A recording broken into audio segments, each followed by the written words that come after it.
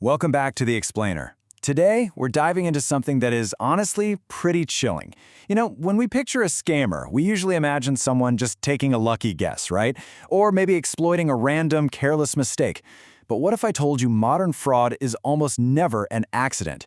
Today, we're mapping out the anatomy of a digital villain. We're looking at fraud not as some opportunistic crime, but as a deliberate, highly organized career path. Let's get right into it. Seriously, what happens when fraud literally becomes a 9-to-5 job? Well, it changes everything about how we have to defend ourselves. In this explainer, we're going to completely reframe how we view these adversaries. We're not dealing with random, isolated criminals anymore. No way. We're dealing with dedicated professionals who treat deception as a daily, highly structured enterprise. So here's our roadmap for today. First, we'll meet the professional fraudster. Second, we'll compare opportunistic versus professional fraud. Third, we'll look at their operating model. Fourth, the illicit finance ecosystem. Fifth, rethinking our defenses. And finally, number 6, the limits of these labels. All right, Section 1 meets the professional fraudster. There's a really frightening clarity to this definition from industry experts like FinCrime Intelligence and NICE Acronyms. They define a professional fraudster as an individual or even an entire entity that engages in fraud as a primary or sustained occupation. Think about that phrase for a second, sustained occupation. This isn't just someone who saw an open door and decided to walk through it. This is an industry typology label specifically meant to describe a long-term, deliberate career of deception. This is literally how they make their living.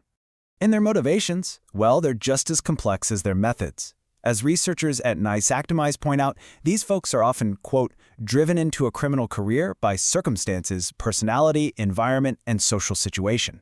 It's a powerful reminder, honestly. These actors are real people. It's not just a hobby for them. It's a deeply ingrained career choice that's heavily shaped by their environment. Moving on to Section 2, opportunistic versus professional fraud. There's a really fundamental difference we need to establish here. On one hand, you have the opportunistic, or what the industry sometimes calls the citizen fraudster. This might be a first-party abuser who legitimately opens an account, but then they illegally exploit a single weak point or a one-off opportunity. It's an isolated act. The professional fraudster, though, completely different beast. They are persistent, they're highly adaptive, and crucially, they use multiple techniques across entirely different channels. If a door is locked, they don't just shrug and go home. They check the windows, the vents, they dig at the foundation. They are a resilient adversary treating deception like a continuous enterprise. Let's look at how they actually do this in Section 3, the fraudster's operating model. Just like any tech startup or legitimate business, the professional fraudster relies on a very deliberate operating model. Step 1 is basically research and development. They actually invest time learning an institution's specific weaknesses. Step 2, they test the controls and immediately adapt to any friction they hit. If the security changes, they change. Step 3, they rotate their identities or digital channels to stay completely hidden. And finally, Step 4, they scale. They orchestrate multiple accounts and massive networks. This systematic progression from R&D to scaling, it mirrors a corporate business model perfectly. Because, well, this is their day job. Now, to pull off that operating model, they need a seriously robust toolkit. We're talking infrastructure and methods like stolen credentials or compromised and entirely synthetic, made-up identities. They master social engineering to manipulate people. They forge false documentation, and they collude with money mule networks. They aren't relying on one single scam. They have a massive, diverse tool set that lets them relentlessly probe our financial systems. And this right here perfectly illustrates their adaptability.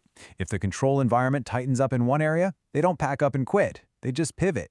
They switch seamlessly between application fraud, account takeover, phishing, and payment fraud, all based on whatever the current controls allow. Why does this matter to us? Because these adaptive tactics use compromised identities, which, let's face it, could potentially be yours or mine, to bypass security and keep their operation churning. Which brings us to the broader impact in Section 4, the illicit finance ecosystem. You see, the professional fraudster isn't working in a vacuum. Their tactics have massive, ripple effect impacts on the whole ecosystem. Phishing and malware, that's not just for a quick cash grab. That harvests credentials that fuel much wider criminal networks. Synthetic identity abuse enables ongoing, long-term account abuse. And money mules are used to move those illicit proceeds around, creating enormous anti-money laundering or AML exposure for banks. The professional fraudster is basically the engine driving a massive, interconnected chain of illicit finance. So here is the absolutely crucial point. Professional fraudsters act as a critical source of money laundering and wider criminal infrastructure risk. When we talk about stopping fraud, we're not just talking about saving a bank some money or refunding a frustrated customer. We are talking about dismantling the actual funding mechanisms that support large-scale organized crime. They are the top of the funnel. Okay, so how do we stop them? Section 5. Rethinking fraud defenses. The short answer is that the old ways simply do not work anymore. Static defenses are failing. Things like single-point controls, static fraud rules, treating every case as a totally standalone incident, that's a losing battle. If you lock one door with a static rule, they already have a key to another. Instead, institutions absolutely require adaptive defenses.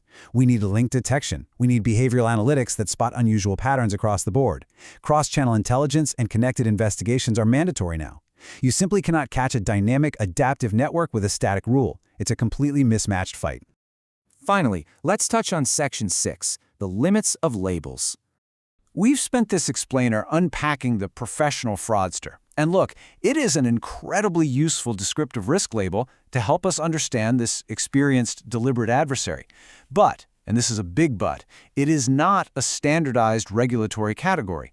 You're not going to find it in the same legal frameworks as official terms like politically exposed person. It's an industry typology. It's a great conceptual tool, but it absolutely doesn't replace primary legal or supervisory definitions. Because when precision really matters, like in formal policy or regulatory reporting, institutions must document the actual underlying conduct that's occurring. You can't just write down professional fraudster on a compliance report. You need precise typologies. Was it an account takeover, first-party fraud, identity fraud, scam enablement, organized fraud ring activity? The label helps us wrap our heads around the threat, sure, but those strict typologies are what institutions must use to actually report and fight the specific crimes happening on the ground. Which leaves us with a pretty critical thought to end on today. In a world where your adversary treats deception as a continuous, highly specialized profession, is your digital trust built on static rules, or is it built on linked intelligence? The professional fraudster is already iterating, they're already testing, and they are already adapting. The question is, are we? Thank you so much for joining me for this deep dive. I hope this structured look at the data completely changes how you view digital security. Keep questioning, keep learning, and I'll catch you on the next explainer.